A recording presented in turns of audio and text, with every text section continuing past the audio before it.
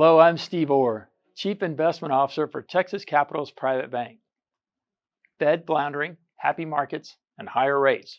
What do they mean for our portfolios? What should we be thinking about? First off, the Fed finally got around to cutting its overnight Fed funds rate. The quarter percentage point cut brings the new range down to 3.75% to 4%. Expect your money market yield to fall into that 3.75% range over the next month or so. Why did the Fed pause for 5 meetings since its December cut? Well, prior meeting minutes and speeches suggest that the Fed waited till the 6th meeting because they believed tariffs were more of an inflation problem than jobs. Each year, the Bureau of Labor Statistics has revised down their monthly job estimates. They're able to get a better estimate because they look at W-2 filings by employers. So the Fed had data showing job creation was not as robust as those monthly estimates.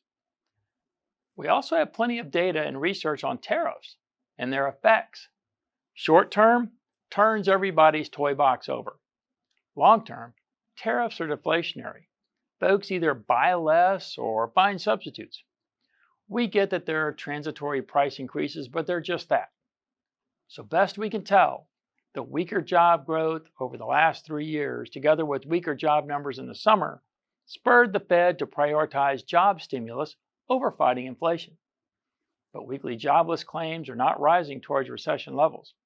And recent surveys of businesses and retail sales suggest the economy is in decent and possibly improving shape.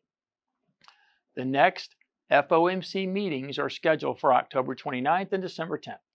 The Fed is going to have 2 rounds of inflation and job numbers to consider.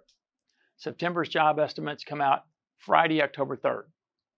If the unemployment rate then holds steady at 4.3% and new jobs are north of 60,000, I think the Fed's going to have a hard time cutting rates as inflation continues to creep above 3%.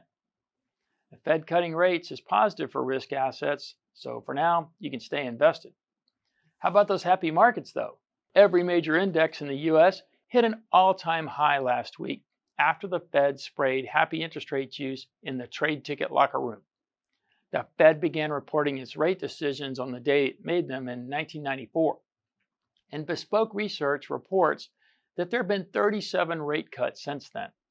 Now, 8 of those 37 rate cuts occurred within 10 trading days of an S&P 500 all-time high. 1 year later, stocks were higher in all 8 cases. And long-term interest rates, crude oil, and the US dollar have been trending lower over the past year. That creates a favorable backdrop for stock prices. So the bull remains in place. What about the Fed cut? Why am I saying higher interest rates? Well, cutting rates and Congress pushing more spending through continuing resolutions means more money creation, higher inflation in the coming months. Higher inflation and public debt of $37.5 trillion. It's pressuring taxpayers. And that also means long-term interest rates are going to slowly trend higher. And we're getting a preview of what happens when government debt is greater than the size of the economy in France, Japan, and the United Kingdom. Their interest rates have risen nearly a percentage point over the past 2 years as worries mount about their ability to pay back their debt. So let's wrap it up. The Fed is looking for a risk management reason to cut rates, and they found it in lower job numbers. We're going to get another jobs reading Friday, October 3rd. Down the road, inflation and higher long-term interest rates. Last week, markets were up 1% across the board, and even small cap hit a new high for the first time in 4 years. This week, however, is usually a different story. Quarter end after triple witching, the Dow Industrials are usually down about 1% this week. That's because portfolio managers are cleaning out losers and pension funds are doing rebalancing.